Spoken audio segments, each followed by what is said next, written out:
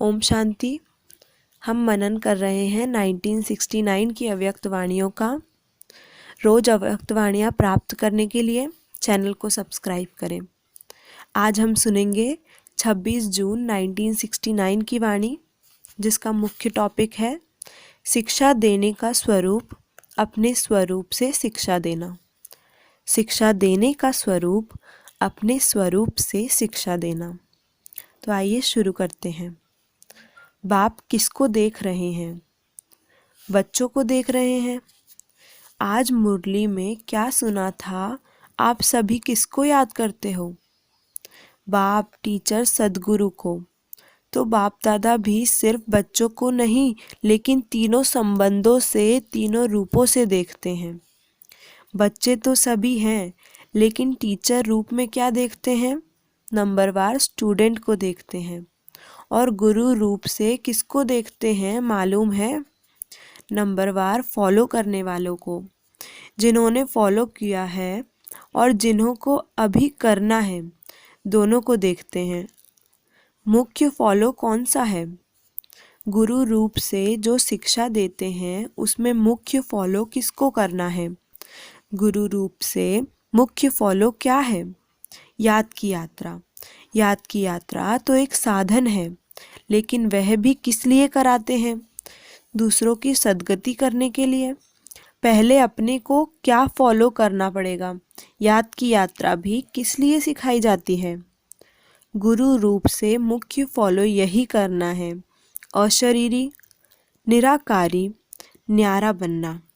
याद की यात्रा भी इसीलिए करते हैं कि साकार में रहते निराकार और न्यारे अशरीरी हो रहे।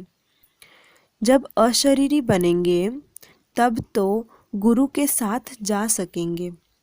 मुख्य रूप से यही फॉलो कर और करना है। टीचर रूप का पाठ अभी चल रहा है या पूरा हो चुका है? रिवाइज कोर्स टीचर करा रहे हैं या अपने आप कर रहे हो? उनकी मदद है। पढ़ाई पढ़ते नहीं हैं या पढ़ाई पढ़ाते नहीं हैं, लेकिन मदद है। रिवाइज कोर्स के लिए स्कूल से छुट्टी ली जाती है, जिसको होमवर्क कहा जाता है, लेकिन टीचर का कनेक्शन रहता है। साथ नहीं रहता, सिर्फ कनेक्शन रहता है। कनेक्शन तब तक है जब तक फाइनल पेपर हो। रिवाइज कोर्स के लिए टीचर हर वक्त साथ नहीं रहता, तो अभी टीचर दूर से ही देख रेख कर रहे हैं। कहाँ भी कोई मुश्किलात हो तो पूछ सकते हो, लेकिन जैसे पढ़ाई के समय साथ रहते थे वैसे अब साथ नहीं। अभी ऊपर से बैठ अच्छी रीति देख रहे हैं कि रिवाइज कोर्स में कौन कौन कितनी शक्ति से, कितनी मेहनत से, उमंग उत्साह से कोर्स को पूरा कर रहे हैं। ऊपर से बैठ दृश्य कितना अच्छा देखने को रहता है। जैसे वहाँ ऊपर संदली पर बैठ देखने में और नीचे बैठ देखने में फर्क होता है ना। इनसे भी ऊपर कोई बैठकर देखे तो कितना फर्क होगा, बुद्धिबल से महसूस कर सकते हो। क्या अनुभव होता है? आज अनुभव सुनाते हैं। अनुभव सुनने और सुनाने की तो परंपरा से रीत है। तो वतन में रहते क्या अनुभव करते हैं? वतन में होते भी टीचर का कनेक्शन होने के कारण देखते हैं। कोई कोई बात बहुत अलौकिकपन से पढ़ाई को रिवाइज कर रहे हैं। कोई समय गवा रहे हैं, कोई समय सफल कर रहे हैं। जब देखते हैं कि समय को गवा रहे हैं तो मालूम क्या होता है? तरस तो आता है, लेकिन तरस के साथ साथ जो संबंध है वह संबंध भी खिंचता है। फिर दिल होती है कि अभी अभी बाबा से छुट्टी लेकर साकार रूप से उन्हों को ध्यान खिंचवाएं, लेकिन साकार रूप का पाठ तो पूरा ही हुआ, इसीलिए दूर से ही सकाश देते हैं। बाबा जैसे साकार रूप में लाल झंडी दिखाते थे ना, वैसे ही वतन में भी लेकिन देखने में आता है कि अव्यक्ति रस को, अव्यक्ति मदद को बहुत थोड़े ले पाते हैं। जो भी रास्ता तय करते विघ्न आते हैं, उन विघ्नों को पार करने के लिए मुख्य कौन सी शक्ति चाहिए? सहन शक्ति। सहन शक्ति से पहले कौन सी शक्ति चाहिए? विघ्न डालने वाली कौन सी चीज है? माया। सुनाया था कि विघ्नों का सामना करने के लिए पहले चाहिए परखने की शक्ति, फिर चाहिए निर्णय करने की शक्ति। जब निर्णय करेंगे यह माया है, वह यथार्थ है, फायदा है व नुकसान, अल्पकाल की प्राप्ति है व सदाकाल की प्राप्ति। जब निर्णय करेंगे तो निर्णय के बाद ही सहन शक्ति को धारण कर सकेंगे। पहले परखना और निर्णय करना है। जिसकी निर्णय शक्ति तेज होती है वह कब हार नहीं सकता। हार से बचने के लिए अपनी निर्णय शक्ति और परखने की शक्ति को बढ़ाना है। निर्णय शक्ति बढ़ाने के लिए पुरुषार्थ कौन सा करना है? याद की यात्रा तो आप झट कह देते हो, लेकिन याद की यात्रा को भी बल देने वाला कौन सा ज्ञान अर्थात समझ है? वह भी स्पष्ट बुद्धि में होना चाहिए। टोटल तो रखा है, लेकिन टोटल में कहाँ कहाँ फिर टोटा घाटा पड़ जाता है। स्कूल में कई बच्चे एक दो को देख टोटल तो निकाल लेते हैं, लेकिन जब मास्टर पूछता टोटल कैसे किया तो मूंझ जाते हैं। तो आप टोटल याद की यात्रा कह देते हो, लेकिन वह टोटल किस तरीके से होगा वह भी जानना है। तो निर्णय शक्ति को बढ़ाने के लिए मुख्य किस बात की आवश्यकता है? विचार सागर मंथन।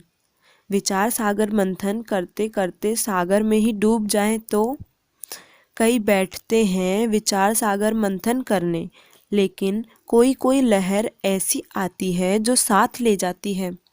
जैसे कोई भी स्थूल शारीरिक ताकत कम होती है तो ताकत की खुराक दी जाती है, वैसे ही निर्णय शक्ति को बढ़ाने के लिए मुख्य खुराक यही है जो पहले भी सुनाया, अशरीरी, निराकारी और कर्म से न्यारे।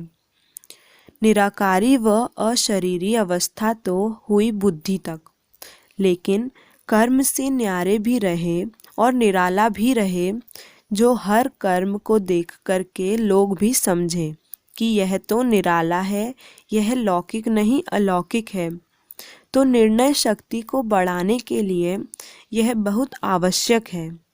जितना इन बातों को धारण करेंगे उतना ही अपने विघ्नों को भी मिटा सकेंगे, और जो सृष्टि पर आने वाले विघ्न हैं उन्हों से बच सकेंगे। शिक्षा और आपका स्वधर्म अलग नहीं होना चाहिए, आपका स्वरूप ही शिक्षा होना चाहिए। स्वरूप से शिक्षा दी जाती है। कई बातों में वाणी से शिक्षा नहीं दी जाती है, लेकिन अपने स्वरूप से शिक्षा दी जाती है।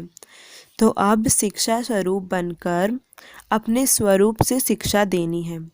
शिक्षा तो बहुत मिली, कोर्स तो पूरा हुआ ना।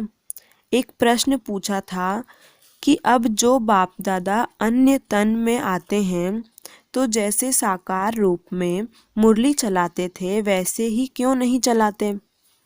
क्या वैसे ही मुरली नहीं चला सकते हैं? क्यों भाषा बदली, क्यों तरीका बदला?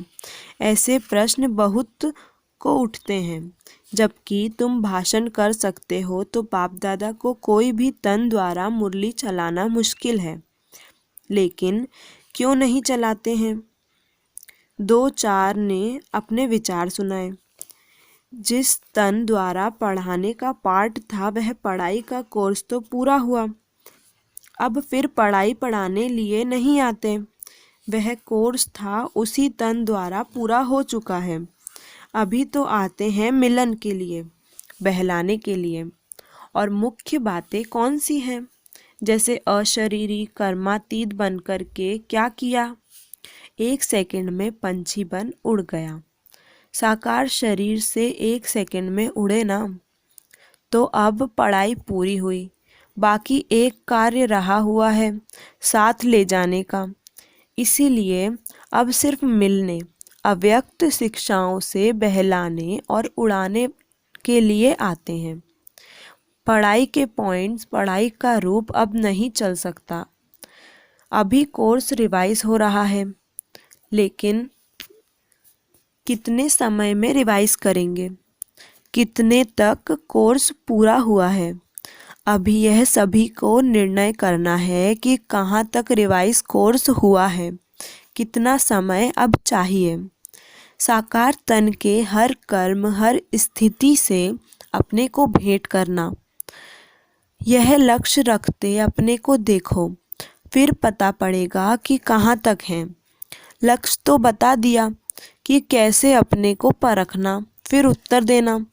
दूसरा प्रश्न यह देते हैं, होमवर्क तो तुम्हारा चल ही रहा है, उसमें विशेष ध्यान खिंचवाते हैं।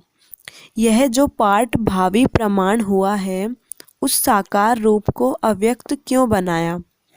इसके भी कई गुप्त रहस्य हैं।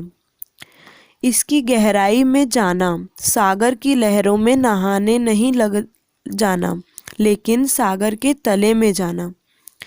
फिर जो रत्न मिले वह ले आना, यह सोचना इनका गुप्त रहस्य ड्रामा में क्या नूंद हुआ है, क्या नूंधा हुआ है। ऊपर कोई गुप्त रहस्य है, बिना रहस्य के तो कोई भी चलन हो नहीं सकता। अच्छा, अभी टाइम हो गया है।